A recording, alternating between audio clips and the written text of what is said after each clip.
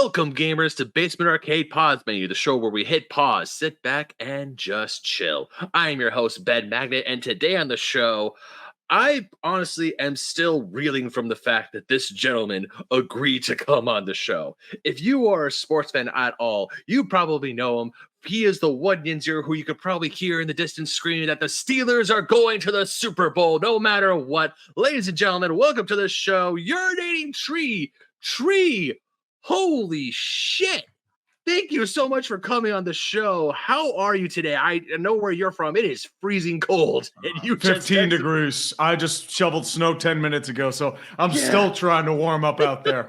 Had to come back in because my hands were freezing up. I have gloves on. Oh my I will say, though, the Steelers are going to the Super Bowl, and I'm going to tell you how you do it. First, you're going to go on SeatGeek.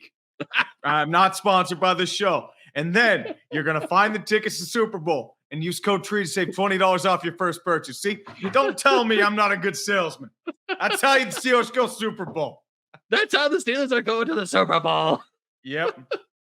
No, when I messaged a little inside baseball here before we started talking about the show. A friend of mine, because I have a group of friends, we all go to spring training together in Arizona. All of our favorite baseball teams play. I'm the Dodgers fan. We have A's fans, Giants fans, Angels fans, and we go there and we just watch baseball. All of our favorite teams, even a few teams that we're not fans of, because it's like, it's spring training. The tickets are dirt cheap. Let's go enjoy baseball. There's great places to eat and drink around the city of Phoenix. And my buddy showed me a video. I think it was I don't know if it was the Bills' legacy of failure or it was something, but all I remember it was either the Bills or the Giants, and the sound effect behind it was derp, derp, derp. Oh, derp, that's derp, the Giants one. Giants. It was a Giants one, yeah. Yes. And I thought it was the funniest thing ever. And then I get home from spring training. I look up more of your videos. Next thing I know, I'm subscribed and I'm watching, and I've been watching your content for years. So once again, thank you so much for coming on the show, man. Oh, man, thank you for inviting me. I appreciate it, brother. Of course. Now, this is, obviously, you can tell, audio listeners and viewers, you can tell from the title, we're talking sports ball video games today. But first and foremost, Tree, every time I have a guest on the show, I always ask him this one question. How did you get into video games? Oh, video games. It had to be when I was like 5 or 6. My dad, somebody he was dating, her son had a Sega Genesis. Like, the old school with the headphone jacks and the volume sliders on the side. Very old school Genesis. So that's how I got it. My brother. Dude. Christmas tree. Oh, dude, I got one of those on my tree too. Yeah. Trust me. Yeah. Oh, dude. Audio listeners, I'm holding up my Sega Genesis Hallmark ornament, which is my fiance and we just put our Christmas tree away, but some of the ornaments I keep out of the box for reasons like that one. I still got to put my tree away. I finally got one this year. I have decided I had a Genesis one. My sister got me an NES one, and I got a SNES one that was just available on eBay. I'm like, all right, let's get it. So you didn't get the Dream. You didn't get the Dreamcast one this year? I do not have the Dreamcast one. I didn't see they had a Dreamcast one. I'll have to grab that one. I used to work at a Hallmark store, so now every year when Hallmark releases the ornaments, I always check to see what they got. Now I have to get a Dreamcast one. I mean, when's the N64 one coming out? Come on. I don't know. I've been waiting for that one myself. Yeah. That's the one I would want. Yeah. It's probably going to have... Oh, that would be really cool, too. Because what game would you put on there? Would it be Metal Gear Solid? Or would it be Crash Bandicoot? Or would it be something else? For the PlayStation, for N64, I think the obvious answer is Super Mario 64. Mario 64. Yeah. Yeah, you hear you hear like probably bits of Bob on Battlefield, because for the Dreamcast, it's Sonic Adventure, and the music that plays is from the first stage. It's like the first stage of Sonic, it's the ocean stage. I would say for PlayStation, it could either be maybe not Metal Gear because of Konami, but maybe Crash Bandicoot would probably be the one that would make sense. I would say so. I don't know if Crash Bandicoot is still tied up with, or no, because that's Activision. The rights to that Crash Bandicoot are absolutely a mess. I would say maybe a safe bet would be Final Fantasy VII. Final Fantasy wouldn't be a bad one. No, I wouldn't. I mean, you have to get like a lighter-hearted one. It wouldn't have to be Sephiroth theme or anything like that. No, it would probably be the battle theme, like da da da da da da da. They'll probably be that, or it could be Spyro. Spyro wouldn't be a bad one either. I forgot about Spyro. Yeah, the funny thing about PlayStation is that even though PlayStation, like original PlayStation, Yeah. has a grand library of games, it's not like the N64 because I It doesn't forgot have what those exclusive iconic characters. And most of ex those that came yeah, in, were non-exclusive. Like the only ones are really what Crash Bandicoot, Spyro, maybe Rayman. Jack and Daxter didn't come around until the PX2. yeah, So yeah. Because when you even then, because if, um because the library for the PlayStation 1 was just so vast. Excuse me, was just mm, so vast. And then if you yes. talk to a bunch of people who had to the N64, everyone almost played the exact same games. Mhm. Because like Nintendo was just king. I mean, you Yeah. did have like off-party titles. Like you had Hmm. sports games, you had a nice variety, but for the most part, it was, the N64 exclusives. Or if you were into Yeah. wrestling, the AKI games, the WCW, NWO World Tour, and WCW Revenge, WWF WrestleMania, No Mercy, stuff like that. Hmm. Yeah. But either way, I mean, if they do make a PlayStation 1, I'm buying it. Or you don't put a game, you just do the boot up sound. Ooh, that's not a bad one either. That's definitely a smart one because Hmm. like you would not have an actual place for the CD. Yeah. Because the cool thing about the cartridge games, or even the Dreamcast one, I have the Dreamcast one right here. Like I said, Ooh, because I tried to split like the Dreamcast one, you don't really see the game on like the yeah. Super Nintendo or the Genesis one, Mhm. but over here on the VMU bit, there's like a little Sonic that pops up. Huh. Yeah, Interesting. yeah. Let me just like cover the speaker so my audio doesn't go. Like, see, I see what you mean. Yeah. yeah, Interesting. it is. I mean, audio listeners definitely check out the video for that one. It's really neat. It is a neat little thing. But anyways, going off of a Hallmark ornaments. Sorry, So that's what happens when you're an no, adult, no. quote unquote. Hey, dude. Like I said, rants and tangents they're not welcome on the show. They are encouraged. Excellent. It is 100% fine. So you grew up. So you were saying that your first experience with video games was a Sega Genesis. Sega I Genesis. And then Christmas of 94, I remember. I got a copy of Madden 95. I didn't put two and two together, but like open up for Christmas, you see my brother playing Sonic the Hedgehog 1 and Mhm. Emerald Hill Zone. Like that, you get certain songs that like take you back to like that certain time frame. That's Emerald Hill Zone for me because like you hear it again, it's like, man, it takes me back to Christmas morning in 1994. You put up that Genesis and you're playing it for the first time, man. Those are the memories that just stick with you. Oh, 100%. I've told the story on the show a million times, but one Christmas I asked my dad for a Super Nintendo. He just heard Nintendo. He just got me an NES. I open it up Christmas morning. I see the NES, and since I'm there surrounded by my family, my mom's side of the family, and they're not too keen on ungrateful children for Christmas. So I had Ah, to, I had to play it up, being like, "Oh yeah, this is what I want." But the cool thing was is that since it's Montana, a lot of my family members they're hunters. Duck Hunt and the Zapper oh, came dude, with that it. was great. Oh, dude, they love Yeah. that stuff. Oh, that dude. I had to ask to play my Nintendo because the adults were playing. My Yeah. 60-something-year-old grandfather was playing Duck Hunt. They had the brother. He also had an NES at the time too, so I was able to play, Duck Hunt, Super Mario Brothers, Mhm. Excite Bike, stuff Oh, like that. never got to play Excite Bike, but because the NES was originally my aunt's, my Mhm. dad's sister. So I had like Super Mario Brothers, Duck Hunt, Yep. I had 2 copies of Mario 3 for some reason. A few, we had just a few random games. Like we also had a few random LJN sports games. Interesting. Yeah, we had NASCAR, MLB baseball, TNC Surf Design. Did you That one play was NFL football? Because I played that in emulator. It is a very bad game when it comes to football, but it's like Thankfully I did not have a football game. The first and only NES football game I've ever played was Tecmo Bowl, and smart that's when call. that came out on I didn't play that until like 20-25 years later because it came out on the NSO, the Nintendo Switch Hmm, Online service, when the nice. NES thing came up. So I was like, hey, Tecmo Bowl. And that just got me excited because I'm a Raiders fan. And when I went to Los Angeles, I'm like, oh, I wonder what Los Angeles team I saw the silver and black. I'm like, yes, it's the Oh, the Raiders. Raiders. The Mhm. Raiders. Yeah. I will oh, oh god, this last season. But yeah, so you grew up playing Genesis, and then the brother or the other was it your brother It was like or a boyfriend, her son. Because like okay, my okay. parents divorced like very early on, so like that's how I got my first real experience with video games at the Hmm. time. So like you had like all the old stuff, and then he gave like the Genesis because he was like 16, 17. He was about to move on to college, so Hmm. that's probably where it came down to there.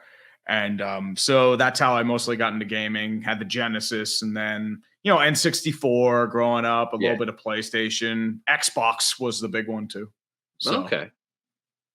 Nice. Any gaming now, or is it just a little mostly bit. I a try to little bit? game when I can. Like, I mean, as I Yeah. said, during the pandemic, I did more gaming than I have done in a Hmm. very long time. So played up a bunch of games, tried to finish them up.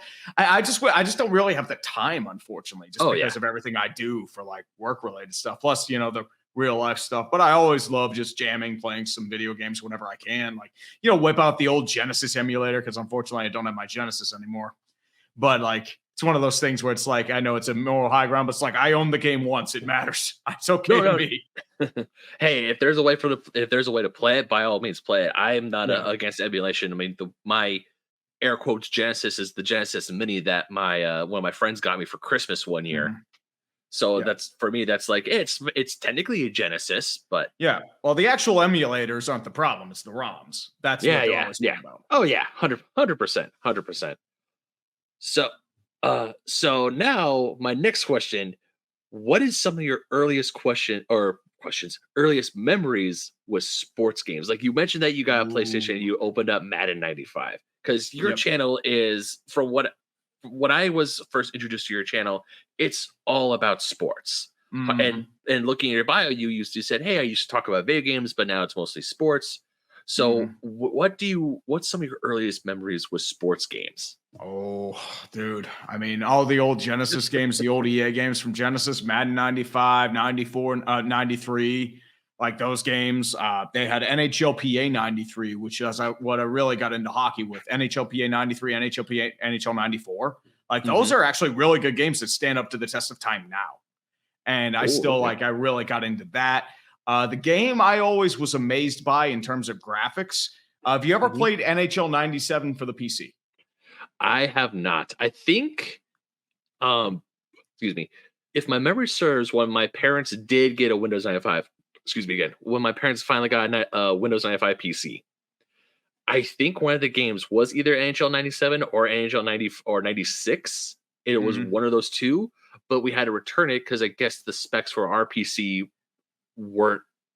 It wasn't like the right, like our PC wasn't Yeah, able to run it. it was like not optimized.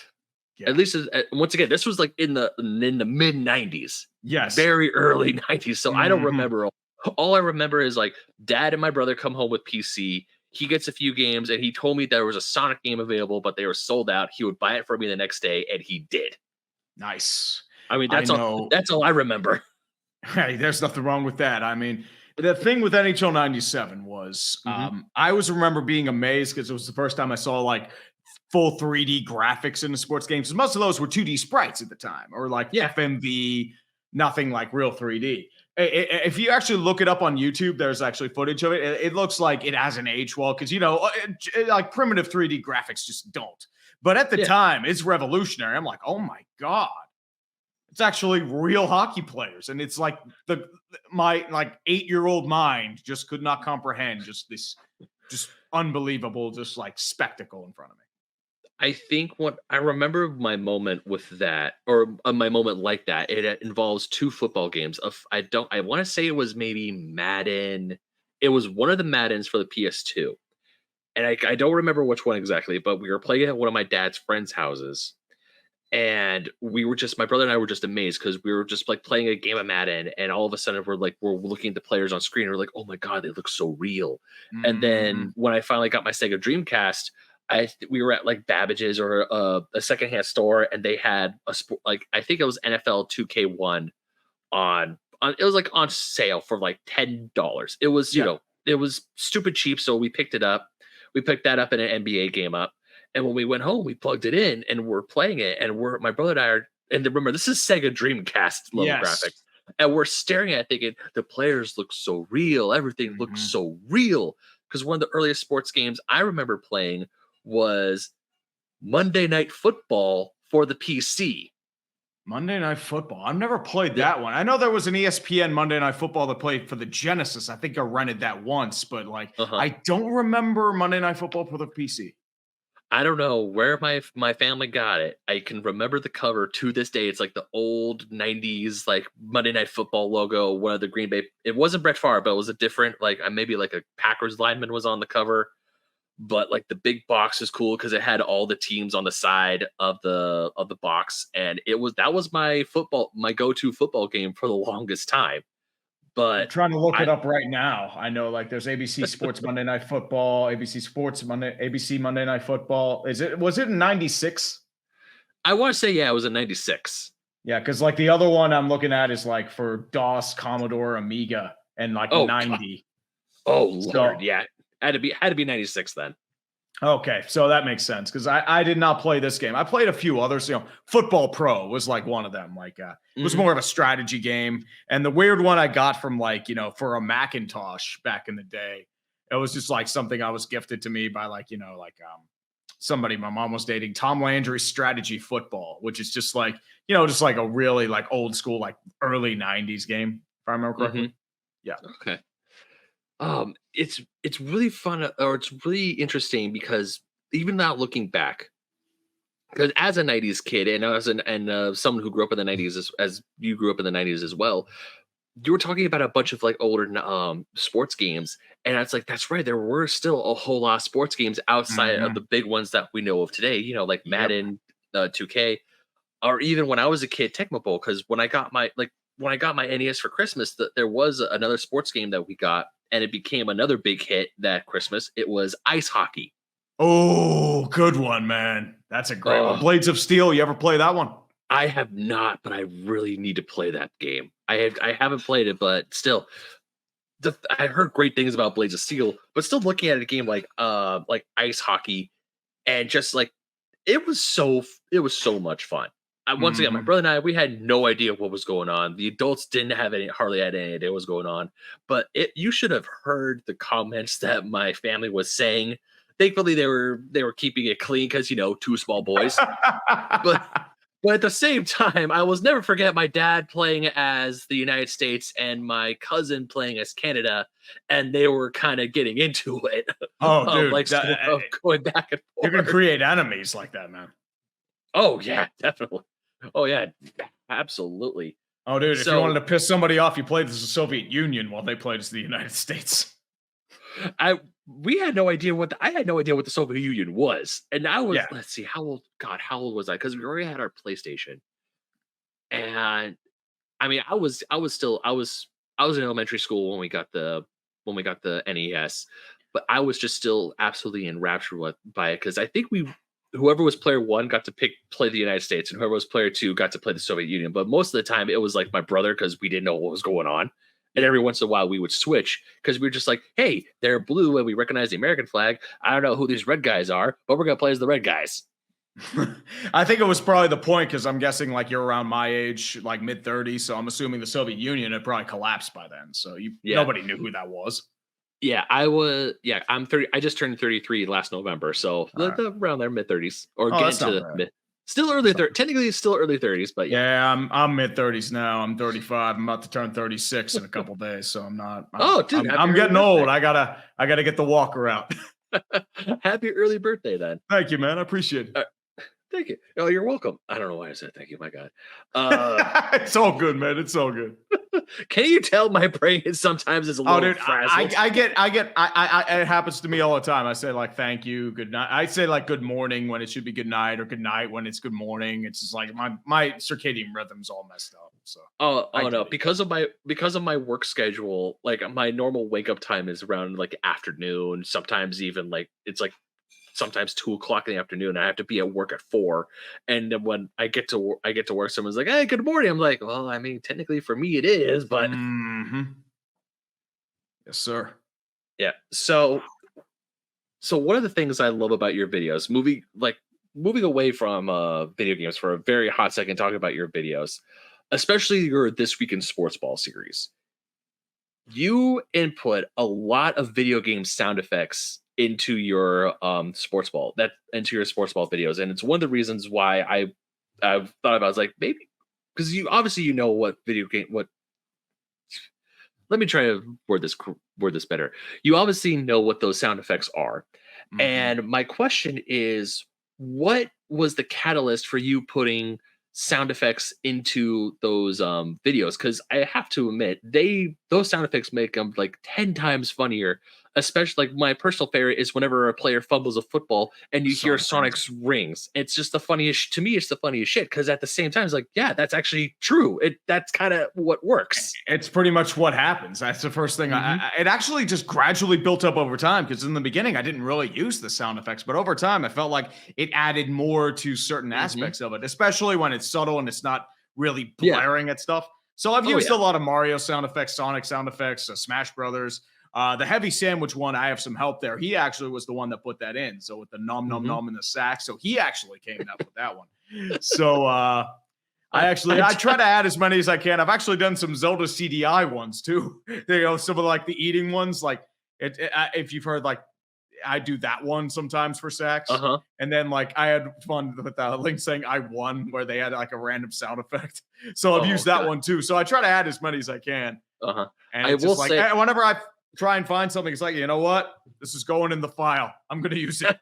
it's like I'm gonna save this for later. Because Yes. even a video that you put up a few weeks ago earlier in the season, at the time we're recording this, the playoffs essentially just started. Wildcard weekend Mhm. was this past weekend, but it was when the week before the Seahawks played the Eagles, and you're like, all right, who's on the docket next week? And you play fucking One Winged Angel.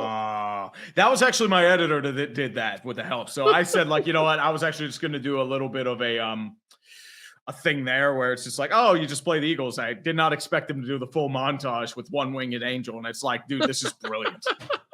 I showed that to my fiance, and she was just cackling. She thought it was like because she's been with me to like a few Final Fantasy concerts, and she loves that song. And the It's a second good was like, song. oh, it's a fantastic song. And like the only reason why she went with me just to hear One Winged Angel. She has she has not a lot. She hasn't really played Final Fantasy until she met me, or at least she's hasn't been exposed to Final Fantasy. And then of course I'm playing remake, and then Sephiroth is the final boss, and all of a sudden she gets all like, "Oh, you fighting Sephiroth?" I'm like, ah! I'm sitting there screaming, thinking, "No, I can't fight him now. This is too soon." And she's just sitting there going, "Yes." Were you under leveled? Thankfully, not so much. I beat him my first try. Interesting. Nice. Yeah, but I know, like, oh, go ahead, man. oh no, sorry. I was playing on a I think medium difficulty. I'm not a when I play video games, I'm not instant tryhards like go for the hardest difficulty, make this the hardest thing ever. It's like, nah. Yeah. I mean, there's something interesting about having it like as a challenge, but not super hard. That's the way I Hmm. usually try to do it. I'm not like a hardcore gamer anymore, so I don't have the ability to make it like super challenging. And even then, I used to get like super pissed at video games, so I try not to do Yeah. that anymore. Yeah, like the hardest video games I've played would definitely be, Dark Souls 3, Elden Uh, Ring, Bloodborne. mhm. But even with those games, I had help because I would be playing with my friends. I'd be playing with Yeah. my younger brother. My brother bought me Bloodborne, and he lives out in Miami, so he Venmoed me some cash. He's like, buy a Bloodborne. We're playing this right now. I'm like, okay. And he even bought me Dark Souls 3. He's like, here's your Christmas present. You're playing Dark Souls 3 with me because he wanted me to enjoy this game. He wanted to play this game with me, and it turned into like one of my favorite video game franchises now. So like when Elden Ring came out, I was just like, give it to me. Nice. I actually have not played Dark Souls. I have it on my computer. I bought it off Steam on sale, and I just have not Hmm. had the chance to play it yet, and I really want to. Hey, Like I know like what goes on. I know the music score. I know yeah. like what's involved there. I just have not played it for myself. Yeah, like This is frustrating. you probably know the memes, like the get good memes. Oh yeah. I mean, I've used Gwyn Lord of Cinder a couple times. Father Oh yeah. Gascoigne. I've used his Hmm. theme as well. I've used a couple others as well. So I'm very familiar with that excellent music score. Very, yeah, yeah. I will say it is fun, but just be prepared. Mhm. Oh yeah. I mean, the key is I think the thing is patience, more or Yeah. less, because you can't just like swab, bam, bam, bam, bam, and then you're just gonna die. Oh yeah, there's only one time where I fought this apparently this very challenging DLC boss in Bloodborne. My Ooh. brother told me that we just finished a boss together, and I was going into a cutscene, and my brother was telling me, he's like, "All right, be careful, don't trigger this cutscene, because if you trigger the cutscene, you're gonna go into a boss fight." And I accidentally triggered it, and I triggered it Oh. before he told me. So I was like, I think I'm screwed because there's a cutscene going. He's like, "Oh no, you're screwed. You're gonna die." It would And have been even funnier if you beat him on the first try. oh no, I did. Oh, there you go. The boss was Maria of the Astral Clock Tower in the Bloodborne DLC. And according to my brother, I did what is called a pro gamer move because Maria is stupid hard. And when we went into his game and we fought her for him, the two of us, we did beat her the first try. We died like 3 or 4 times until we finally beat her together. Nice. Like the fact that I'm like fighting Maria, and it was like one of those great moments where you're in the zone and all of a sudden like everything just melds. You're watching for the patterns. You just get everything ready to go and just absolutely just. Well, I didn't destroy her, but just beating her on my first try, to me that's like that felt really really good.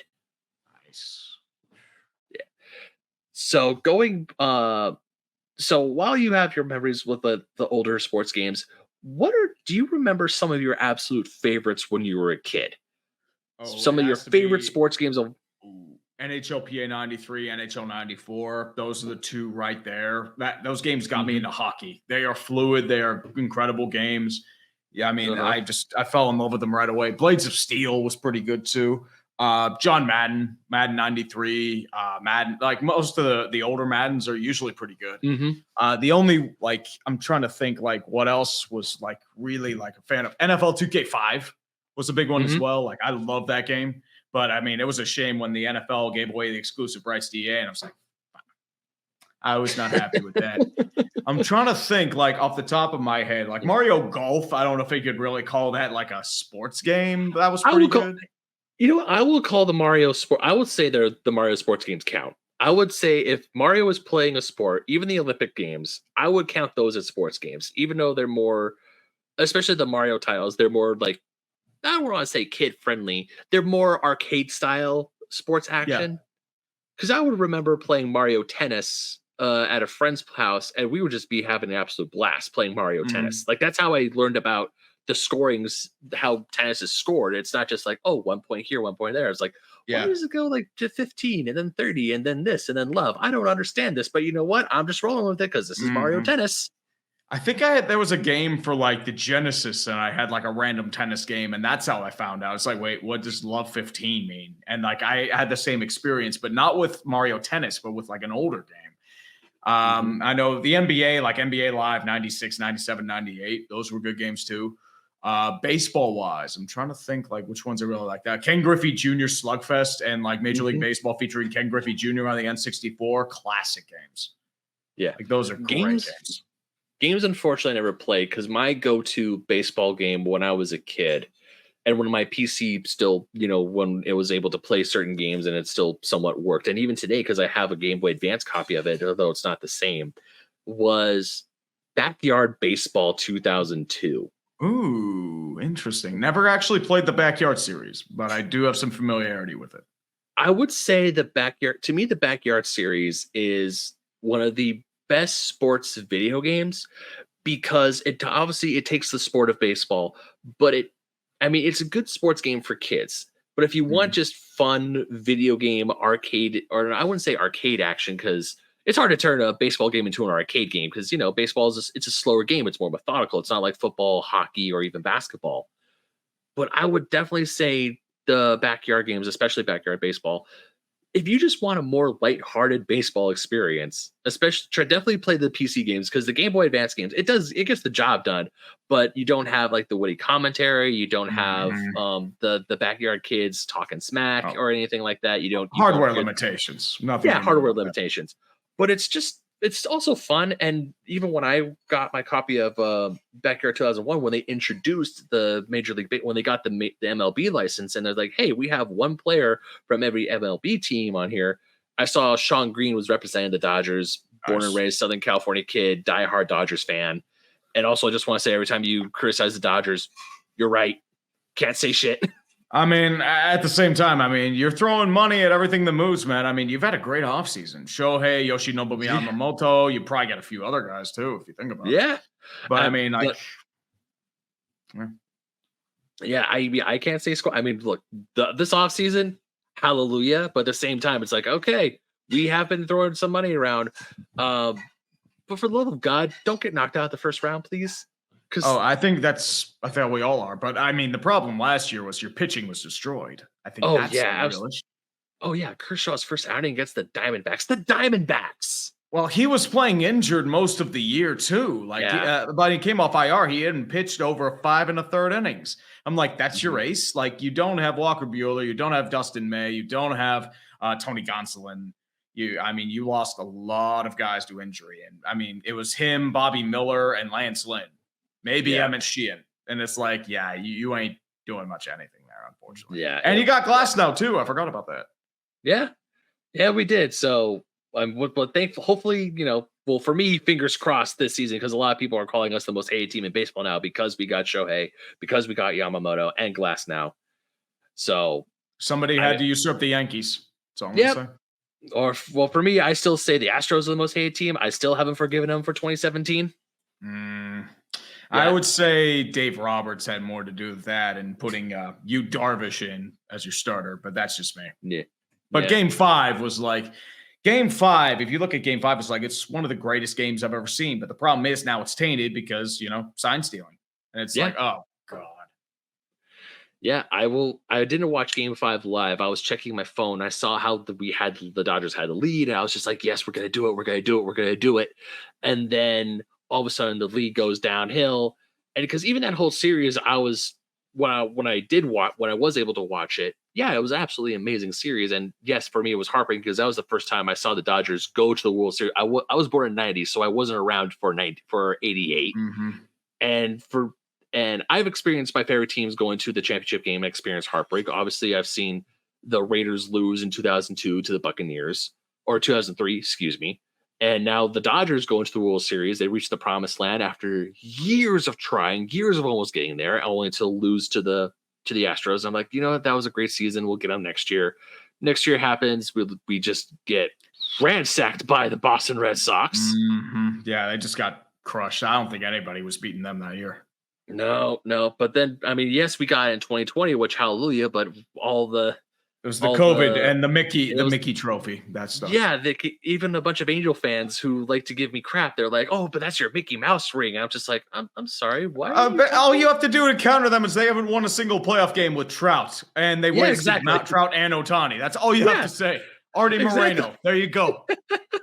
Exactly. We took your best player. We did. Like when the news broke that Ohtani signed with the Dodgers, I even run to tell my fiance, and she's like, what? And she was over the moon. She wasn't a Dodgers fan until she met me. And now she's like all for like especially Ohtani joining the Dodgers, because she also has a few coworkers who are Angels fans and they were giving her crap. Because there'd be days at her work where you can come in wearing baseball jerseys, and because she's with me, she would wear a Dodgers one. And the Angel fans would give her crap. And now all of a sudden it's like, we have your best player, and this is his first season. He's going to get experience October. What happened to that? What happened to 6 years with the Angels? You had 2 MVPs for how many years? And all of it, and every year is the same thing. Beginning of the season, we're going to do it. We're going to beat the Dodgers. We're going to go to the World Series. We're going to go to the playoffs. Halfway to, right by the All-Star break, pew, explosion. Or like last year when you go all in and then you self-destruct and then waive every player after a month, which is like, that's probably the reason why Shohei left. That's all I'm going to say. Probably. And also, thankfully, it's not too far of a drive from Angel Stadium to Dodger Stadium. So, well, I mean, it could move to Long Beach, so it might be a touch closer. So it's very possible. Yeah, very true. Very true.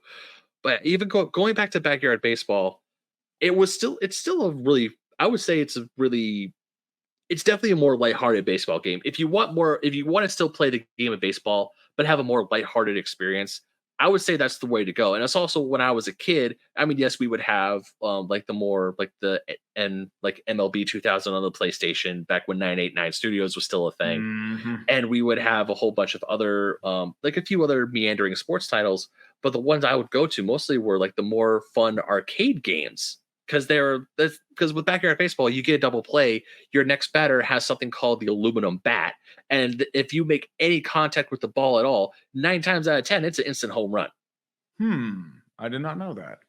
Yeah, they have like these fun little things like a screen, like if you do like a double play or if you have like a perfect inning, there are certain conditions to that you just sometimes meet to get special bats or even special pitches. Like they're like the super fastball is literally called the fireball and just turns into a freaking comet over the plate and it's almost impossible to hit. Hmm. It's like, oh, you want a free strike? Here you go. They got Yeah, I would definitely say backyard baseball is it's a good time if you just want something, just a little more lighthearted and not as say serious as like MLB the Show or um even like Madden or something. Yeah, MLB The Show is a great game though. I mean, especially if you try like the realistic controls, like, man, this is tough. Because all you do is like either you strike out or you get a hit. Like you don't actually do walks. It's like, oh God. It's like MLB the Show is something I haven't tried because I there's something I was also hoping to talk to you about modern sports games. I don't know if it's just because I've grown out of the sports video game area or I've just grown out of sports video games because for me when I go to video games nowadays I'm definitely more either retro, I'm more RPG centric, I'm more Mhm. platformer story based video games. Not that there's anything wrong with sports games, but I will say EA has definitely tainted sports games for me with their microtransactions, with their essentially stranglehold on certain franchises and certain things. Because I would kill for a game like NFL or NBA Street again. Those games were awesome. I think the problem is too, it's not just the exclusive licenses. Ultimate Team has pretty much done a number on that sort of thing because they make significantly more money off it. Why would you invest in single player modes, make like 60, $70 when you can do Ultimate Team, have a couple guys spend like a couple $100 on it and replace those guys that do the $60? Like, why would you? That's why they invest all that money. Yeah. So it makes sense from a business perspective, but in terms of the gameplay, it's not good.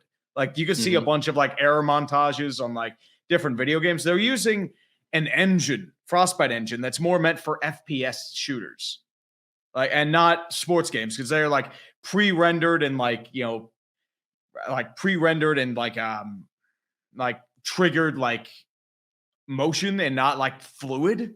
And I think Mhm. that's what does it. So Yeah. it doesn't really like feel natural. Yeah. Even Madden nowadays, because the last few Madden games, they have You've used Frostbite engine. yeah, they've just used Frostbite. Yeah, because they Yeah. just severely declined in like I mean, look, Madden is a yearly release. I get it. We make fun of Madden, we make fun of FIFA because every year it's like it's the same game, but it's It's just a roster update.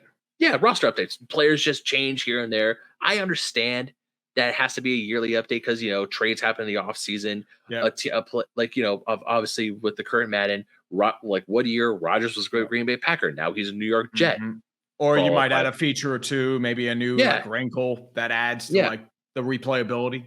Yeah, or even with when the Raiders moved from Oakland to Las Vegas, it's like, yeah, here's the season where the last season as the Oakland Raiders, and then the next game, it's like, hey, here's the new render for Allegiant Stadium, and here's the new Mhm. home field for you guys. I understand it, but at the same time, just like looking at how bad the quality, or not how bad the quality is, it's Madden's kind of like Call of Duty nowadays, where it's like it comes out every year. You go, oh yeah, there it is. And then you Mhm. go online and you see the people who do love these games, who do put the time and effort and money to play them, and they're just constantly bagging on it. It's like I don't Yeah. know why I ever want to touch it. I would rather go back to the older Madden games, or even to the games where the more arcadey ones, like Tecmo Bowl, for example. I think it's just a replayability issue because like after a while those games would get tiring as well. I think it's just the novelty. So they're in like a weird spot. I think the thing is the issue is they call it a simulation even though I wouldn't really call it a simulation. It's Hmm. more like there's a lot of wonkiness involved and if you're dealing with simulation football and you have a bunch of plays that are considered like game breaking. I think there was a guy in a Madden tournament that did nothing but like fake punts with like his running back or something like that and won a Madden tournament. I forget like what it was because of like there was like a glitch that like made it like easier for him to run or something like that. If I forget like how it was. But like I think like that's where the issues come from, especially with some of the wonkiness, the exploits, and like with Ultimate Team, some of the stuff that happens there. Like I see a lot of stuff with Ultimate Team, people complaining about certain ratings. Yeah, or even or going into, I want to say it's Ultimate Team, especially in FIFA, because FIFA, one of the highest selling video games, or at least one, because football here in the United States, soccer/football, it's not the best. Around the world, everyone loves it. Oh, it's love it. I mean, even in U.S. soccer has been on the rise for a good bit. So, I mean, you have Messi coming into the league, and like he's just taking it by storm. Zlatan Ibrahimovic a couple years ago, Wayne Rooney, Beckham, like he owns the Inter Miami, which I actually remember when Beckham moved to Los Angeles and he played for the LA Galaxy, and actually I think that boosted LA Galaxy tickets for a while, because it's like, hey, you get to see David Beckham here playing for LA Galaxy, and I was like, I still have never gone to an MLS game. I would like to go to an MLS game. I have not. I know there's a local team, the Pittsburgh Riverhounds. They're tier 2. Like I hear they're a great time. I've never been to any of their games. No, I've never been. I've been to the StubHub Center where the Galaxy play. Oh, I wasn't there for a I was not there for a Chargers game. I was about to ask you if you did. Nope. I haven't been. Never been. When I did go there, it wasn't for a Chargers game, but one of my best friends, he took me there because Porsche was doing a driving event in the parking lot of the StubHub Center. So we got to drive Porsches, which was really fun. Nice. But not only that, we also have LAFC, and LAFC has just like their star has risen a lot, especially here in Southern California. Because for a while it was just the Galaxy. There was Chivas USA for a while, but then they either went defunct or they moved or they just stopped operation. So now that we have two football clubs here in California, or here in Southern California at least, and both of them, at least LAFC, they're getting a lot of attention. And one of my old friends from college, one of the members of, we call ourselves the Cactus Club, the group of friends who go to Arizona for spring training, he loves going to LAFC games, and those fans they just get into it. They have such a great time. And he showed me videos, and I'm like, you know what? I want to go. This looks really fun. A rivalry I'd love to go to: Seattle Timbers or Portland Timbers versus the Seattle Sounds, or the Sounders. That is apparently a huge rivalry. Ooh, that is big time rivalry, especially in MLS. Okay. Yeah, because there's even another Phoenix team that they're the Phoenix Rising. The MLS team, or at least the team that's trying to get into the MLS. They're trying to, because every time we go to Arizona for spring training, we always talk about going to see sports. We were even thinking about trying to go see the Coyotes at Gila River, or not Gila River, their old arena before they moved it to Mullet Arena. Yeah, it is Gila River. You're right. Yeah, we were trying to go to a game, but we just didn't have the time for it. Mm-hmm. And Glendale's a little out of the way from Arizona, or like Phoenix, if I remember correctly. It's like that area never really like was there. I know like State Farm Stadium's there in Glendale as well. But I know like Gila River, I think that's like, it's a little, I'm not sure like the actual like locations of both. I don't know if they're relatively closer, but like that's the biggest issue with a lot of like Phoenixians. I think that's how you pronounce it. Is it Phoenixians? I have no idea. I'm only there. I don't think I've ever pronounced it. I just figured it's a guess. I'm only there for a little bit, but I mean, I will say that at least all the, like for Wes and our friends and my friends, when we do go, everything is like, because my friend's dad, he owns a house there, so we don't have to get a hotel room. We just stay at the house, and then we just drive from there. It takes about like maybe 45 minutes for us to get to Glendale when we go, because Camelback Ranch is up there, and me being the sole Dodgers fan, I'm always begging to go to Camelback, even though honestly that's not the best stadium. Most spring training stadiums are relatively older, so you're not really going to get a ton out of it. Yeah, but going to Talking Stick, the Diamondbacks spring training facility, that is because it's Diamondbacks and Rockies, they both share it. It is beautiful. It is absolutely stunning. I know, like I've done spring training once with like a group of YouTubers. We went to West Palm Beach, that area, Jupiter. Mhm. It was like a week before everything shut down due to COVID, and we were making fun of it at the Marlins training camp. Like we were doing like the fist bumps and like the tapping of the feet, and then literally days later they shut down public access to spring training, and then they shut down. It's like, oh shit. And the So second time, we were actually planning on going to Arizona for spring training, and then the player strike happened, so they canceled spring training. oh, oh shit.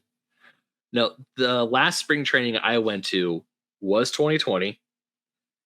We only got to go to one game. It was the Dodger game at Camelback. The game got rained out at around the 8th inning, but I mean, Mm. Dodgers won. So for me, Games. I was already happy. Yay. The next morning, we're at breakfast and we're just like talking, we're having a good time, and all of a sudden, da da da da da da, breaking news: spring training has officially been canceled. And all Yep. of us are staring up, looking at the screens like, no effing way. Yeah. We'll never forget this. Because it's a boys trip. So we have a good time, and we go to a Total Wine. I will never forget, while we're at breakfast, we see a bunch of, when they were still called the Indians, a bunch of Cleveland fans walk in. They were the most depressed looking bunch I have ever seen, because they Yeah. were going to the stadium and they said, no, we can't let anyone in. COVID, like the MLB shut down spring Yep. training. So they go in, they're just all sad, depressed. We go to a Total Wine to pick up some things. I remember seeing a Cubs fan walk in with a cart, first giant like display this Total Wine had. He's just reaching for every bottle he can get his Yeah. hands I on. mean, that makes sense because most like because sometimes like the liquor areas were closed. I know like in Pennsylvania, they shut down the wine and spirit stores, and like you Ooh. couldn't get liquor in the state. Oh wow. Yeah, because you can't actually get liquor in like a 7-Eleven or a convenience store. You have to get it from a Oh, wine distributor. oh So, like, really? yeah, Pennsylvania's was pretty archaic with their liquor laws for a long time. It took a long time to even get like beer and wine at gas stations. Like, Oh it's been wow. over the last like 10 or so years. I've been to the East Coast before, but I've never been to Pennsylvania. I didn't know they had that. Interesting. I know with like the premium stores. I remember when I was a senior in college in Mhm. 2010. I remember being shocked that you could buy beer at a Kmart, and I'm like, "Whoa, you could buy beer here?" Because you either had to go to a beer distributor, buy it by the case, Uh-huh. or you had to get an extremely overpriced 6-pack at a bar. That was the only Uh-huh. way you could get beer. Oh, wow. Yeah, because even here, when did my Target start selling alcohol? Or have they always? I don't know. I don't remember. I was just always used to like going into like a gas station, seeing like the beer counter or a liquor store, bunch of liquor Yep. everywhere. But me being a kid, I wouldn't pay attention to that stuff. I go straight to the soda aisle because I'm a kid. Yep. That's where I would go. Mhm. I didn't have to worry about it. It's like, oh, they have soda, cool. And now, as an adult, even I think one time we were driving because after my grandfather passed away, my grandmother gave my younger brother her car. It was like an old Buick, and he finally had a car now. So he's like, "Yay, free car!" And we're driving it back down, and I'm look up, and we're going through Salt Lake City, and I just see this giant billboard that says, "We have beer." I'm like, "Oh yeah, that's right, Utah." Nice. Yeah. So going back to like games like Madden or even FIFA, do you have um do you hypothesize that there's a way that we could get these game franchises back to the pedestal they used to be on? Because back in the day, I would say like when EA Sports, EA Sports is in the game, those Yep. were the golden years for that company before Mhm. EA became, the devil incarnate.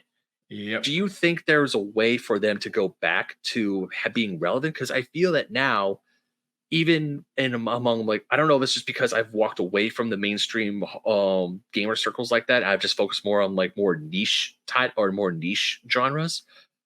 I just feel that every year it's like the Madden game comes out, it gets shit on, and then it gets forgotten to time.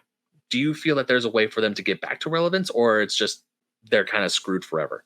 I think the real way for them to get back to relevance is to have competition because competition actually brings out the best of people. I Hmm. think the thing too, like I know the NFL is allowing non-simulation football games. So I think like I think Sega might be working on like sort of like a non-simulation, like an arcade type football game. So I know there's that. NCAA football is coming back as well Mhm. because of just, the NIL license that was like out of commission for 10 years. They had to just shelve it just because of everything that happened there. Yeah. And I'd say, like, as I said, that's the real way to more or less get it back. Because let's be real, they're never getting rid of Ultimate Team. That's their pure No. cash cow, never Yeah. happening. And like they say, like, oh, let's focus on single player. No, that doesn't make them money. Guess what makes them money? Ultimate Team. Because True. otherwise, they probably lose money every year if they didn't have Ultimate Team. If we're going to be completely honest, just because of how much goes into a video game, the development costs, production, everything, even the licensing fees probably cost hundreds of millions of dollars nowadays. Mhm. Oh, The yeah, NFL, the FLPA. no, yeah, especially with the every single year, we joke about the script writers and we joke about how, like, the NFL is just a giant money making machine. But you're absolutely right. Every year, that license fee, or when the license fee gets redone, it has to go up because every year more and more people watch the NFL, or they pump more money into it. And of course, this year, with Taylor Swift dating Travis Kelsey, so many Mhm. more fans and so many more people have started watching football. I mean, yes, it is the Kansas City Chiefs, but still, they're watching football because of their favorite artists. And I went on record that the Chiefs aren't bad because of Travis Kelsey and Taylor Swift. I just find that wholesome that these two high profile people are in a decent relationship. And as far as I know, it's nice and healthy. I'm okay with that. Chiefs fans, shut up. Your team sometimes just sucks. Just get on with it. Yeah. As a Raiders fan who's lived through pain and suffering since 2003, just get over it. It's not And the problem Taylor's is fault. they ain't going to do it. But guess what? No, They won against Miami. They got a they chance did. to go to the conference championship again. If their They did. receivers could catch, they could make the Super Bowl. Yeah, yeah. But you know what? I got my Christmas wish this year. My wish was for the Raiders to beat the Chiefs, And you and they got that. did. Oh, And dude, they crushed them. And the thing is, they self-destructed. I'm like, oh my God, you look terrible. yeah, What it was happened? awesome. It was a great Christmas present. It was a great Christmas for me. My mom was here. My fiance and I, we were watching the football game. To me, it was an excellent Christmas. I mean, hey, I knew we weren't going to the play. I mean, we had a chance. I was like, there might be a chance, but after all the Yeah. crap that I the mean, Raiders went with through this season, McDaniels, you were done. I mean, that's the problem. I was dancing on his grave, I figuratively feel speaking. like I feel like the only person that didn't expect Josh McDaniels to be a miserable failure was Mark Davis. Because Oh, everyone else is like, 100%. wait, you're hiring him? No, Why? for the longest time, like when we let go of Basacci, when the Mhm. Raiders let go of Basacci and hired McDaniels, I had an epiphany as, like, I finally figured out what the Raiders' problem has been for years. When the Raiders have a coaching or a player change, they try to go for the person who was great in their prime, but they're far past it and they're trying to rekindle the spark. Case Mhm. in point, Carson Palmer. Yes, he was a great quarterback, didn't pan out so far for the Raiders. What is we go in a different direction with Derek Carr, and then we have Jack Del Rio. What happens? We go to the playoffs. Do we lose? Yeah, but hey, Yeah. we made the playoffs. We had a winning season. What happens to Del Rio? Gets canned for Gruden. What happens with Gruden? Jack shit. Mhm. I didn't expect Gruden to do well because like he'd been out of the game for so long, and it's just like Mhm. he didn't do that well if you exclude that 1 year where he won with Dungy's team. And Yeah. well, a couple of years with the Raiders, and then he and Bruce Allen kind of ran that team into the ground. I'm like, wait, you're bringing him in? And Mhm. then the emails came out, and it's like, dude, you can't bring him back in the locker room after that. And he Nope. was done. Yeah, 100% out. And then, of course, what happens? Interim head coach, and also not only that, that was the year where Ruggs Yeah, got his accident, DUI, his and then DUI. Nate Hobbs had an issue. I think there were a Mhm. few other things as well, injuries throughout the wazoo. Damon Oh yeah, Arnett got arrested. I think he was showing a gun on Instagram, and yeah. I'm like, oh my god, It was a shit show. But what happened? We they made the made the playoffs. playoffs, and then we bring the Snake Charmer in, or the Mister Snake Oil, as you called him, Josh and McSnake oil. yep, Josh Mistake. And what happens? We have absolutely horrible seasons. And the first game after his firing, Antonio Pierce, not only did we win, we scored more points than we did in the past 2 seasons. And all of a Mhm. sudden, the locker room atmosphere has changed. Oh So, yeah, like they're making fun of Josh McDaniels' like locker room tenure because like they were walking yeah, on eggshells, and it's just like nobody had respect for the guy. Yeah, even after they won, it's like how come you guys aren't celebrating? Like seeing the stuff like the on the like ever since McDaniels left, I felt like the Raiders social media team just went ham. They're like, we Mhm. can finally have fun again. Yep, like we can bring out the forbidden music again, and then they start playing like the actual good stuff, and not like the really Yeah. bad, like just two taps of a drum and maybe like a couple strings of guitar. Like you're actually bringing out a full jazz band now and just going to town. Yeah, exactly. Yeah. Oh my god. Oh my gosh. As a Raiders fan, I hope they make the right choice, but it's the Raiders. They're probably not. We'll see. Either. Yeah. Yeah. Fingers crossed. Either way. I agree. So going back, like I said, we keep tangenting off to like actual real sport. Like I said, this Yep, isn't sports. This is the sports ball episode. it's all good, man. It's all good. Yeah. So going to so like you said, what you said earlier is competition brings out the best of people, or at least the Yes. best of like companies to to try and like come to us and spend your money here because we have X, Y, Mhm. and Z. Do you feel that, or do you hope that more arcade style sports games can make a bit of a comeback? Because while we don't have we probably won't be able to get the NFL licenses or anything, but I do remember a while ago EA did do something cool. I don't want to say they re-released, but they put NHL 94 Yep. on modern consoles. Yeah, they did. They either like they put it on like a certain versions of like an anniversary edition, if I remember correctly. And I think they have them like re-released every now once in a while too.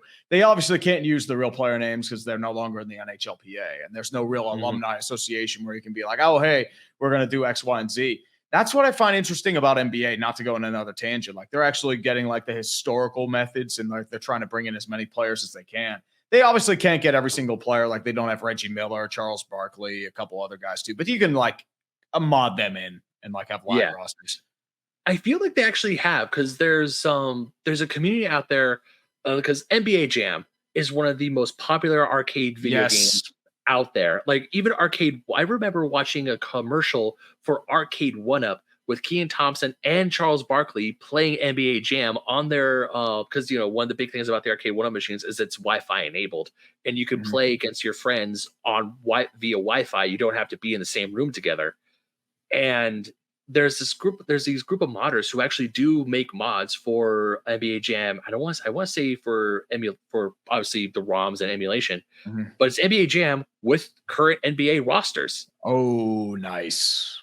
And I think that is absolutely that is one of the coolest instances. It's still the same type of graphics, still that you still hear the boom shakalaka or he's on Yep. fire, all that great stuff that brings you that gives you flashbacks to your arcade.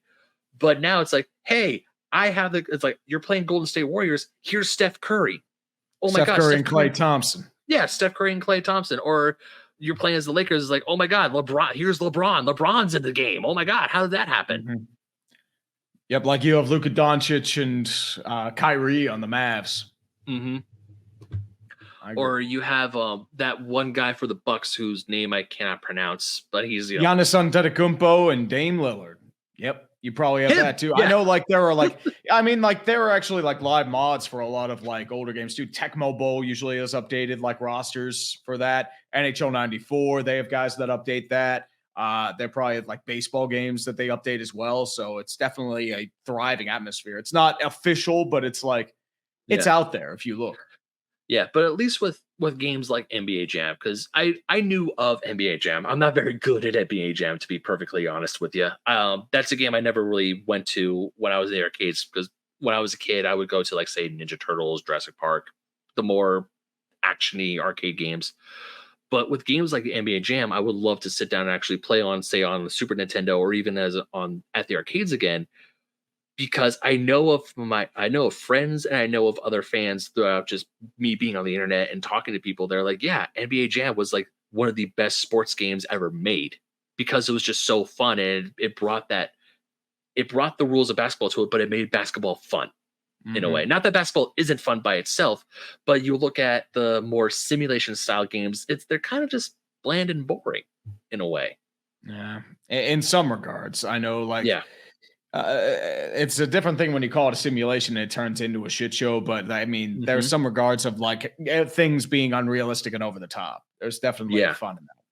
Yeah, because one of the memories I have when I was really like when I was really getting into hockey and when I was because I played hockey for a little bit, recreational hockey in high school, and my parents got me NHL 2K5 or no, not 2K. It was like 2K7 or 2K8 or one of the older 2K games. I was surprised because I wanted to do a season as the LA Kings, and I was going to try and do a whole 90 some NHL season. And I was just, and I must have gotten like 13 games in. I mean, yes, I was having fun, but a while as I kept playing this, I'm like, It gets samey. yeah, it's very samey. And at the same time, as I'm playing, it's like, do I really just want to put in this much quote unquote effort to eventually get up to like maybe have like a digital Stanley Cup? Because at the time the Kings hadn't won any Stanley Cups yet. And I'm just Yep. like, do I really want to put in this work to get that? And I have all these other games that engage me, whereas this one I just hear the same thing over and over again. There's like this line from a comment. I mean, oh, it's a video game. They only have so much dialogue you could put in. Yep.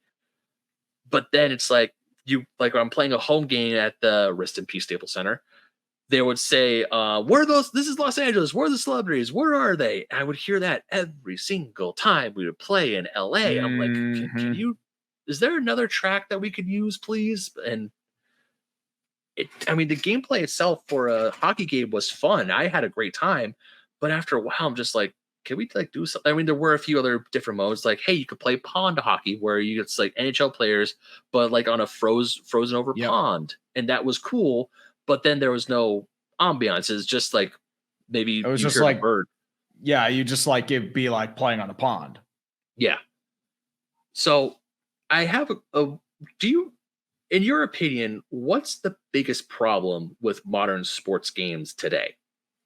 Ooh, that's a tough one. I feel like more or Mhm. less And it's just it could also be like a menagerie of reasons too. It's not just like this is the one problem, you fix this, everything's fixed. It because obviously with like games like Madden, FIFA, like we talked about it earlier, microtransactions, the ultimate yeah, teams, they just like go off. they're not gonna go away. I mean, Yeah, they're that not is gonna part go of the away. problem, but it's Mhm. just like once again, it's a ripple effect. It's not really the ultimate teams that are the problem. It's that they focus so much on the ultimate teams that they neglect the core product of the game itself. And I think unfortunately there's no real fix for that because Mhm. I mean, you focus more on the game and you have so much code that it just like it's hard to pinpoint exactly where every single thing is. And then you have to go through every single line of code, and it might be a comma instead of a period, or maybe like there's a misspelling somewhere and it just messes up the code. It's could be Yeah. just something as simple as that. And it's just really Mhm. hard to figure that out. I know I'm trying to think like what else. I'd say probably the lack of competition. I'd say that's their biggest problem right now because of the exclusive licenses. Like if Mhm. it's you're more inclined to just be okay with things and just coast if you don't have any competition. But with competition, you're able to really just get the best out of everything. Remember, the peak of football was the early to mid 2000s when EA and NFL 2K5 were fighting Mhm. against each other and they innovated in so many different ways. And that's what really created the best product for both like franchises. Yeah. And even I would say I would definitely I do agree with that because even looking back, you had like the regular Madden titles, right? You had like Madden '08, Madden 90 or Madden '07 and '08, '09, whatever. But then you looked on the sides like, but here's EA big and we have the more arcade style games. And Mhm. like I talked about earlier, NBA and NFL Street. While those games, they're still 100% licensed, they have players like this and everything. Those were more like, let's have fun with this. Yep. And I think that's for me the biggest problem with sports games today is the sports games aren't having fun with it. But then you look at other games where it's like it's the sport, but they change it up a little bit, or even it's not a real sport. Like there's I don't know if you're familiar, but there's a game called Windjammers. Have you ever played that one? I have not, unfortunately. Okay. So for those of you listeners and audience members who don't know, Windjammers was interesting. It's think of it as frisbee volleyball in a sense. It's like a frisbee volleyball game where it's a wacky, crazy arcade title where you can go to some crazy volleys. You have certain moves. You essentially, if you drop the disc, then the other person gets a point, or you could do like these crazy moves. But it's a fun arcade style game that, even though the gameplay is rather simple, you can constantly play this because it's just addicting because it's fun in its simplicity. Mhm. or even looking back, because you were talking about Blades of Steel, and we were talking about ice hockey earlier. Yes, those games are more simple because hardware limitations, like we said, but they are just so much fun to play, Mhm. and they're just so easy because where we have look at games like the last time I played Madden, I think I was in college, and I was just like, and even though I would just say that I'm video game literate, I'm looking at my controller, I'm looking at this like all different plays on screen. I'm like, what does what do? How do I just pass the ball? I'm trying to pass to my receiver, and it's just so Mhm. hard to do nowadays. And that's how Tecmo Bowl was able to do well. It's simplicity. And I know with Mhm. like ice hockey and Blades of Steel, it's hard to readjust because you control the goaltender as well as your player. And it's like, oh, wait, Yeah, I'm controlling my player now. So it's like yeah, hard to readjust to that now. hmm yeah, And that was also 'Cause when- probably a hardware limitation issue. yeah, definitely. But at the same time, it's still just so simple because ice hockey, 4 players, not 5 players, 5 players max with the goaltender. Not a true hockey team, but still it's a fun hockey game. Mhm. I like someone busts out ice hockey, or they're like, hey, who wants to play around ice hockey on the NSO? I'm like, hey, I'm game. It's been years since I last played it. I suck now, but it's still fun. Definitely, man. Yeah. So I had so when you were a kid, were there any sports style games that you played that weren't affiliated with major sports? Kind of like Ooh. kind I'm of trying like to think. Windjammers in a way. But was there like, I mean, I would say the Mario sports games can also Yeah, be roped into Mario. this. I would say Mario would be that. I know a lot of them were major based. I know, like, I hear a lot of great things about Mutant League football back in the day and Mutant League Mm. hockey. Never was able to play them, but I did hear good things. I'm trying to think what else. I mean, like, I don't know if you could call Excite Bike. I wouldn't call that a sports game. NASCAR is more or less like racing games, I would say, maybe like Need for Mhm. Speed. I would say it's probably Oh, one. Need for Speed 2, played the shit out of that on my PC. Need for Love Speed that game. Underground. That's the second. I never owned Underground, but you know what I did own? That was a racing game, but it was a more arcade style racing game. And to this day, I will die on the hill that it's one of EA's best titles that they ever released. Hmm. Burnout 3 Takedown. Burnout is a good series. I don't think I think I may have rented Burnout 3 once, but I remember it's pretty good. It's just like there's a satisfaction of watching your opponent crash into something Yeah. else. And then Not like in only that slow motion, like, yeah, fuck you, buddy. Fuck you. pretty much. Not only that, but when you crash them into a photo spot, and the entire game just stops, and it just like snapshots at different angles of the crash of this car, just like up in the air, Yeah. just like about to tumble face forward, and you're just like, yeah. And then next thing you know, your boost gets refilled, it gets bigger, and you just keep going. Mhm. And then 5 seconds later, you crash, and you're like, ah, shit. Yeah, it's like, and it's the same slow motion. It's like, ah, crap. Yeah. Or even other arcade like actual arcade games, not arcade games in the home. Because a lot of times when we're talking about arcade games, we're talking about arcade games in the home, like NBA Jam, that's on the Yep. Super Nintendo. You can get that, or even probably like NHL 94, because I'm willing to bet that EA did release a few arcade cabinets for some of their NHL games and then brought them over to home console or vice versa. Even NFL Blitz. It's an arcade Yep. cabinet, but it's also on the home But it's available console. on the home console. Yep. Yeah. But then when you go to like the actual arcades and the actual arcade cabinets, like Daytona Yes. 5, like Daytona Daytona USA. USA. Oh, dude, that's classic. Cruising USA. I Oh mean, yeah. Cruising USA does have a port for the N64, but still, it's Mhm. same It's sort just of scenario. it's just not the same when you're actually sitting there, you're holding the steering wheel. Even Mario Kart has an arcade game. Yeah, They I brought was actually at Dave and Buster's this past weekend. They have a Mario Kart game. It's like, wow, this is so different. yeah, it's different, but it's really freaking fun to play. Mm-hmm. It It's is. also It's it's different. also it's also nice when you get when you get lucky with that one item, and you're like, it's like, yeah, this is the one item I use, because I've definitely pulled a fast one on my family and friends when I'm playing Mario Kart, like actual arcade Mario Kart, and they're like, I'm gonna win, and then I just use this item and I zoom past them, and I'm just cackling. It's like, haha, you thought. But yeah, even looking at those games, like those like true arcade games, thankfully I feel like those, well, the racing games, they're not going anywhere. I'm pretty sure no matter what, like Need for Speed, even Fast and Furious No. has like arcade titles or like Yep. actual arcade cabinets, but at home experiences, unfortunately, I would say they're kind of dwindling because, like you said earlier, Ultimate, like we keep going back to EA and the Ultimate Team, they keep just making absolute banks, like mints of Yeah. money because of the Ultimate Team. And even with arcade games, it's like, yeah, you have to pay to play them every time. It's not like you buy the game But once it's and like then it's a you're not getting. quarter. It's a quarter 50 cents. You're not paying like a couple Yeah, $100 every like perm. yeah, So it's one of those things.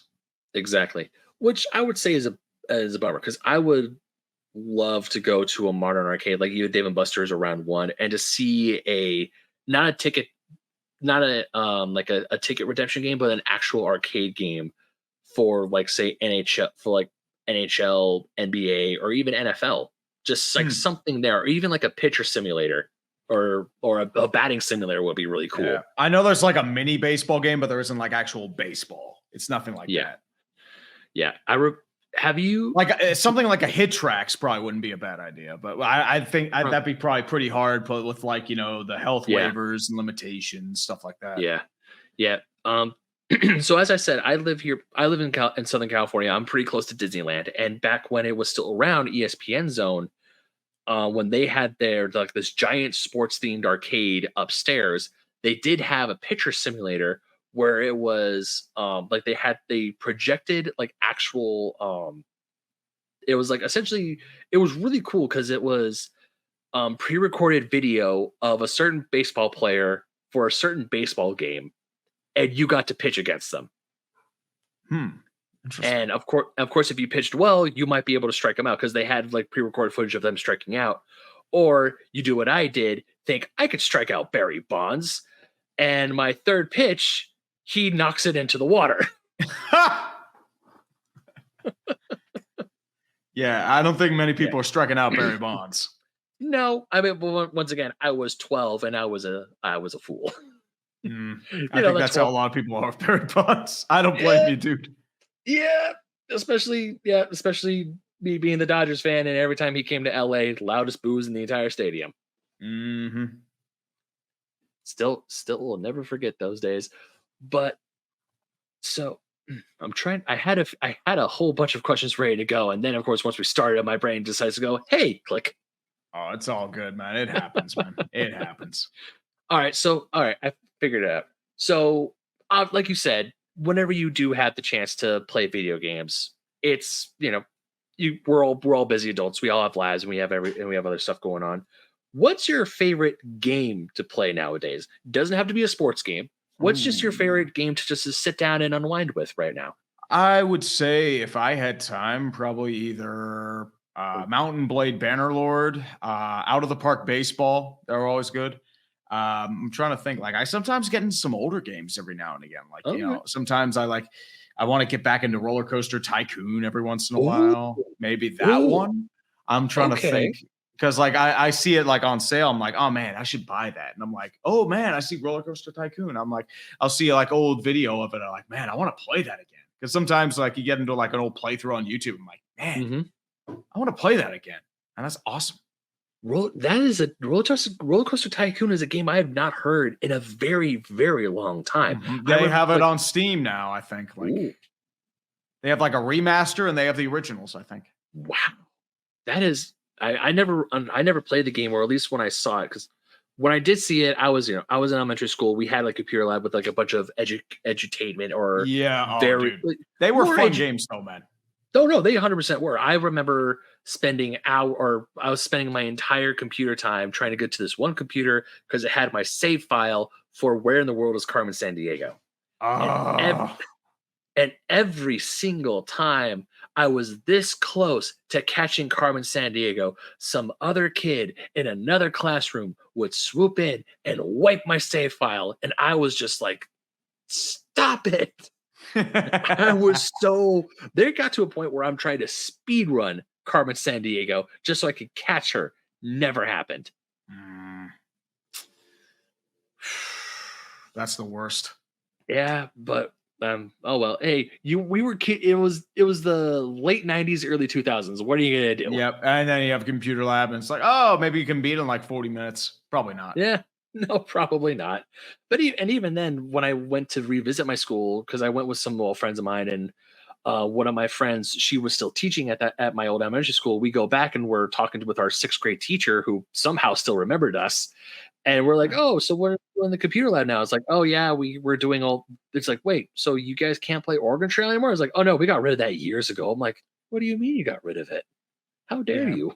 No, I mean, there's no point now because, like, I mean, most of it's probably on like iPads.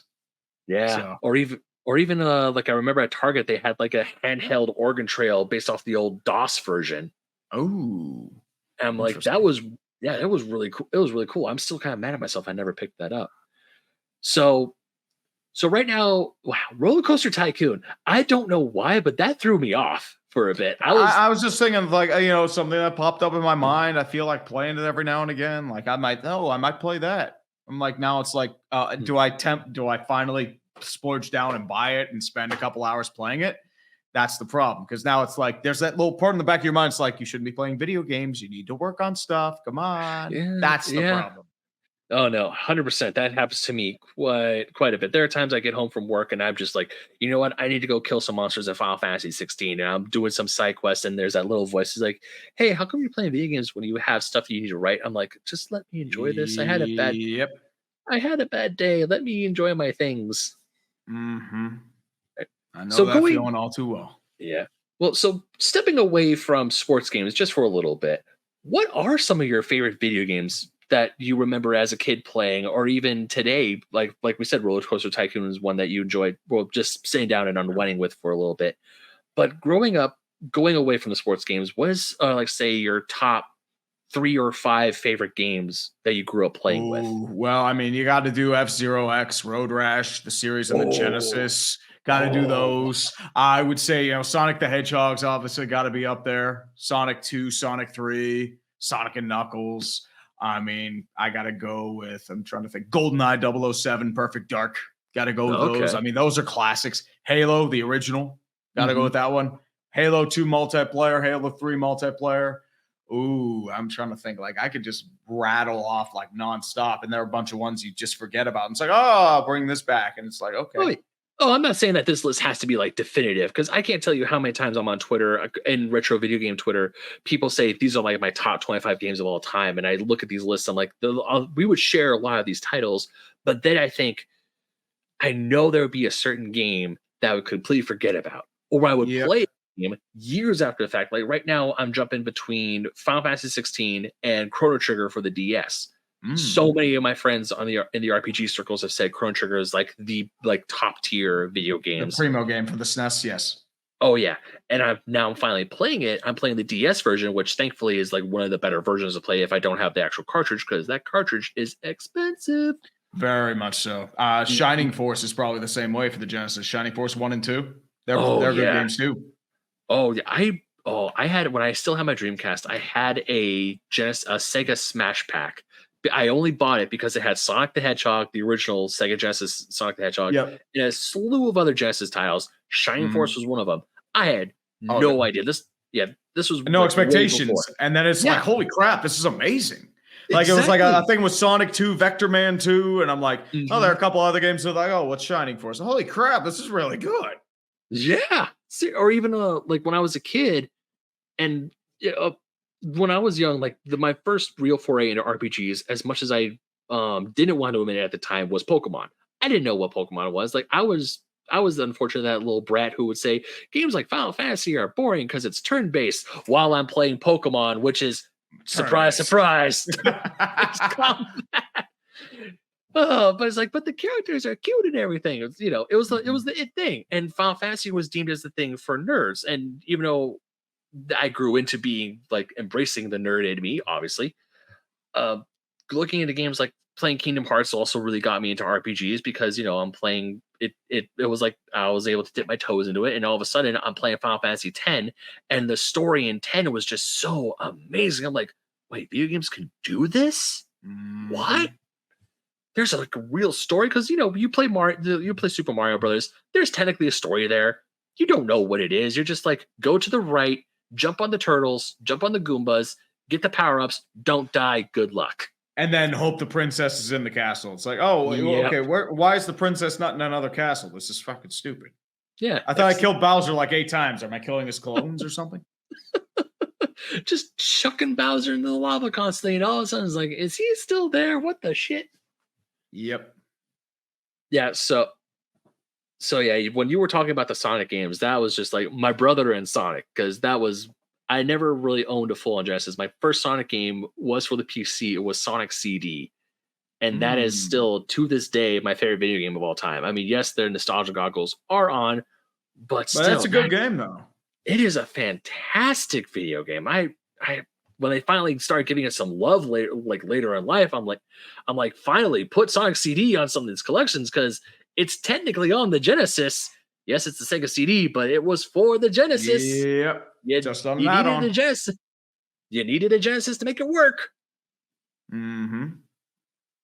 Yeah. So jumping back to sports ball, maybe not sports ball video games, but sports ball in general, or sports in general. I don't know why I keep saying sports ball. My God, your videos are in my brain tree. I'm corrupting you.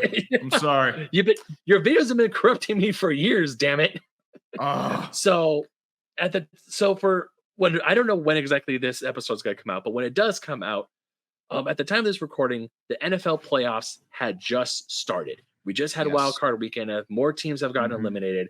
I know you did your predictions on your the haters guide to the playoffs, but I gotta ask: have your predictions changed since this weekend, or are they still, or do you still think it's going to be the who was? Oh no, it has to change, because I can't say, because I said Chiefs Cowboys just because I didn't expect like the obvious stuff to happen. Kansas City's still alive. Dallas is they hilariously lost, and I laughed hysterically. It was beautiful. You're welcome for the jinx, by the way. Your congrats Dallas video was quite funny. Especially I was just me laughing for 3 minutes. That's all it was. When I looked at the score, I was laughing myself for a good 5 minutes. And the problem is the score is deceiving, because most of that was in garbage time. Mm-hmm. Yeah. So after the collapse of Dallas, who do you think is going to go to the promised land? Promised land being the Super Bowl. I still think Kansas City's got a good chance, so I'll stick with them. But in the NFC, I'm going to switch to San Francisco. I think they're the most well-rounded team. Okay. Yeah, and I'll watch them both lose in the second round because of that. Yeah, they might not. They might get like who knows? I would say AFC. I'm going to go dark horse and go for the Bills, because originally I was hoping for Miami, but that didn't happen, obviously. I would say Bills Lions. That's not Lions are going to win it. I kind of want the two teams who've never won a Super Bowl before. I want history to be made. And I'm saying I'm going for Bills Lions. Now, if either team wins, I'm not going to be upset. So what about Texans Lions? That would be the ultimate underdog bowl, and you'd also get history. Oh God, that's right. Yeah, that would be like so like out of there. I'm like, whoa, they made it? Holy crap. I don't think Houston's gonna make it, but still. Nah, because they're playing Baltimore next. Baltimore, but Baltimore's been known to crumble, but we'll see. I hope they don't, but yeah. I mean, I'm hoping for, because looking back seasons past, the Bills got robbed. Like that one year, I want to say 2022 or 2020, when they lost to Kansas City in the final minutes. Yeah, it was 13 seconds, and I mean they had the chance and they blew it. So I'm hoping for, my hope is Bills Lions. That would be pretty cool. Either team wins it, good for them. Neither one has won a Super Bowl, but I feel that this might be the Lions' time. Maybe. I mean, if everything goes to plan, I'm not crazy about their defense, but it's like could still do something. That's true, but once again, we don't know. Hopefully, we didn't just jinx them right now. Yeah, we'll see. I mean, we pretty much jinxed every team, so you see. Oh no! Next thing we know, we're gonna get angry. The comment section below is gonna be full. Oh, it's gonna be destroyed. It's gonna destroy me. Yeah, it's like, how dare you? I have Cowboys fans pissed at me for saying like, "Oh, you jinxed the Cowboys." It's like, yeah, I think that was the point. I didn't expect it this early. No. I thought they were going to be good this year. They look promising. Yeah. But hey, not only that, what the hell happened to the Eagles, man? They 2020 Yep. Steelers reincarnate. They just imploded. And I mean, I was seeing them in like against the Giants final week of the season. I'm like, this team is terrible. Like they're going to lose by 20. They should have lost by more if the Tampa Bay receivers could catch. Yeah. I was even looking back on it. I was like when you made when your editor did the Sephiroth joke with the Seahawks playing the Eagles, if the Seahawks won that game. Yep. They won it Like, because the Eagles imploded. Yeah, halfway through, I'm like, and what? I was even just as confused as you are because I'm watching your videos. I'm like, but wait, the Eagles were a powerhouse. Like half the season, they were like the scariest team in the entire league. Now all they of a lost sudden, to two really good teams at the time, like San Francisco and Dallas. yeah, it's like okay, that's acceptable. I will accept those losses. You recuperate, you get better, and then you learn. And then they lose to Tampa Bay of Tank Division, the one of the most elite teams. And now all of a sudden, also. That's another thing you corrupted me with Tank Division. That's beautiful, though. Tank Bowl is it's a beautiful sight. Every time I said the only thing I could think of when I was thinking of Tank Bowl for the first time is the goddamn NBA on NBC theme. I have no idea why. It was just the first thing that came to mind. And it's like, why am I thinking of this theme suddenly after not hearing it for 20 years? I just don't know why. It's one of those famous earworms that goes in your head that will will just leave no matter what. It's kind of like, even though I haven't watched a live game of Monday Night Football in years because work schedule. My work schedule is not the best. But I will every time someone says, "Are you ready for some football?" I will just think of the classic Monday Night Football intro with that one artist whose name I can't forget, and it was just like it's just iconic. It's just like John Williams or Hank Williams Jr. I think yeah, him. Yeah, Hank Williams Jr. And it was like, "Are you ready for some football?" It's like he made that song. Made Monday nights fun. It made you get pumped. I'm like, man, I want to watch football. Let's go. It's like even if it was like, let's see, like late 2000s, even if it was who were horrible teams in the thousands, even if it was Browns versus Jets, I would be excited to watch it. Oh yeah. Oh dude, easily. I mean, now they have like the new one. It's like Coming in the Air Tonight with like Chris Stapleton, Snoop Dogg. It's like it's not the same. It's just like I know what you're trying for. It doesn't work. It does. I mean, I won't lie. Carrie Underwood, when she would do Sunday Night Football, was so pretty fun. Yep, I think she still does that. I think so. Oh, neat. I mean, it's like it's still kind of like it's kind of gets you up for it. It's not are you ready for some football, but it's it does its job. Yeah, it does. 100% does. But man. Those old days of the 90s, man, they were killer. Oh, dude, the Fox theme, they still roll that one. Do you still think it's like, do-do-do-do-do-do? And you think of that as well? It's like, man, I'm ready to watch some bad football. I'm ready to watch Panthers versus Saints. Let's get it. Oh, my God, man. Yep, that's true Tank Division right there. Yep. Yeah, even when that theme comes on, I'm just like, let's go. Yeah, oh man, dude, I am so ready. In 2008, I am watching Rams versus Lions. Yes. Oh man. Oh God. Oh man. Yeah. Even if it was a crappy game, but of course, when it was a game with that, like for a team that you wanted to see, or a team that you knew had like playoff, like end of the season Monday Night Football, playoff hopes are on the line, and you see, are you ready for some football? It just like cranks up the hype to like even higher than 11. Mm-hmm. Oh my God, those were some good times. But anyways, Tree, I gotta say thank you, man, so much for coming on. This has been an absolute blast. I hope you enjoyed your time here today. Absolutely, man, dude. I love talking video games and I love talking sports. So you know what? This was heaven for me. I love being on here, man. Thank you for having me on, dude.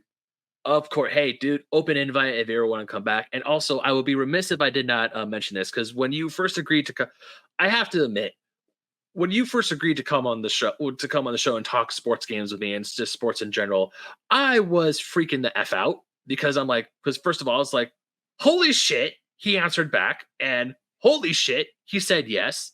And I reached out to my friends at the Cactus Club saying, you guys are never going to fucking believe this.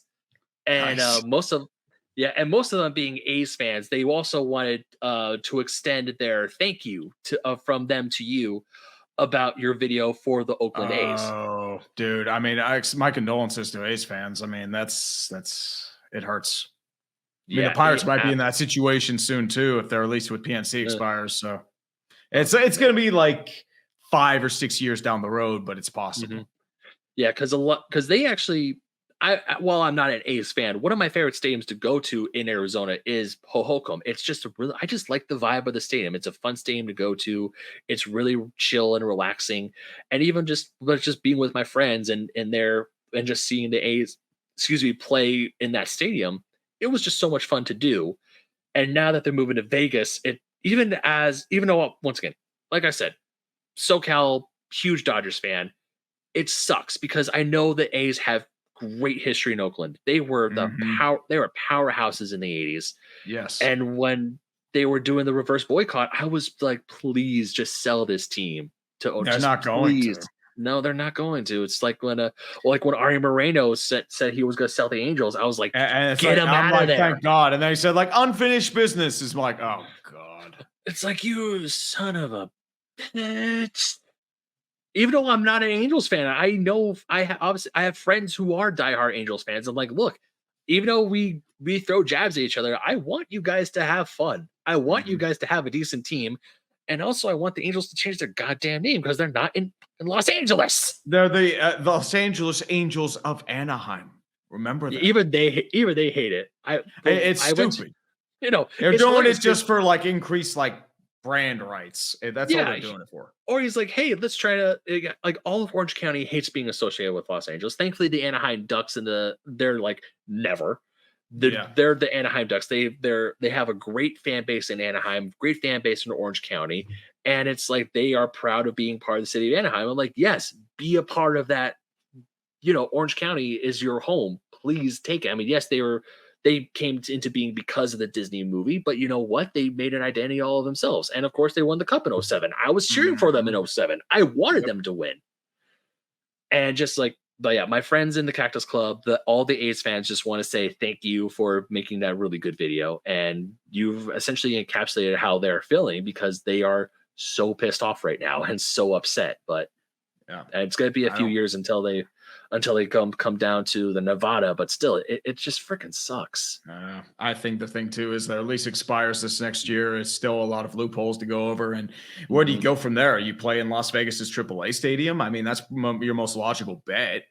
I mean, Yeah. you can't stretch out in Oakland much further just because, like, I mean, you've pissed off the city. You've Mhm. pissed off pretty much everyone around you. Nobody's going to go to the games. Like, Yeah. I went to Oko, I think, a couple years ago. It felt like a throwback to Three River Stadium. It was just sad because, like, there was like something that was great there. You liked a little bit of that drum crew, a little bit of the camaraderie, but it just was a shell of itself, and it was sad. Yeah. I've only been to Oakland Alameda Coliseum once in my life, and this was in I would say 90 Christmas of 96 because my dad took me to go see the Raiders play the Jaguars. Only Mhm. time I ever got to see the Raiders live. And this was back when the Jaguars were really good, so well, unfortunately the Raiders lost. Yep. But being there, of course, being amongst the Raiders fans, it was just, I was a first grader. I was just like, oh my God, I finally get to see my favorite football team live. This is great. And then, growing up, seeing my friends and talking to my friends, like when he showed me what the Coliseum looked like before Mount Davis was built, even I got mad. I'm like, you got to see the mountains. It was a beautiful, picturesque area of the East Bay. I was like, no, that is gorgeous. Whoa, wait, because Al Davis decided, like, I need more fans in my stadium to see Well, people play the Raiders. Oakland did it to move back to from LA. That's why they did Mm, it. And uh, I think they finally paid it off, I think a couple years ago. Or uh, they're still paying it off. I think what's happened is like they paid off their creditor, but I think Alameda County, I think uh, actually has the debt, and now Oakland's paying that off over time because Oakland's just screwed because of a lot of like geopolitical issues. And it's mhm, like they have just too many issues to go over. That's why they can't focus on the sports teams. And yeah. man. Freaking Mhm. and like I said, I love being a Raiders fan. I will love this team for as long as I live. But yeah, they have done some really stupid shit over the years. That Mhm. being one of them. Definitely. It happens though. Yeah, but anyways, they just want to say thank you for your video on the Oakland A's, and they also said if you ever find yourself in Phoenix during spring trading, hit us up. We'll buy you a beer. Oh, dude, you don't have to do that, but I absolutely appreciate it, man. I hope to get down to Arizona sometime, even for spring Yeah, training, just because like I've never been to Arizona. I've been to Cali, I've been to Oregon. I've never been to Arizona. yeah, I will. Well, Arizona, the springtime or spring training, well, weather isn't that bad. I mean, I won't look. California, we get a dry heat. Arizona, they get worse of a dry heat. But I won't Oh lie, yeah. it's not that. Sometimes it's pretty chilly. Sometimes it's in like the high 80s, maybe low 90s, give or take. Oh, Just that's not depends. bad. I mean, No, it's not summertime, so you're not n- dealing with 100 to nope, 110. no, definitely not. No, That no. those days, those days, it's just like you step outside, you instantly feel.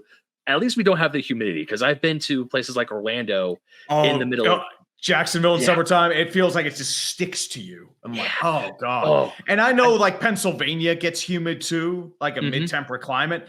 That is just swamp. Oh, one of my first games outside of California. Quick story. When I was little, my dad and I, we went to St. Louis for a father-son trip solely to see the Dodgers play the Cardinals.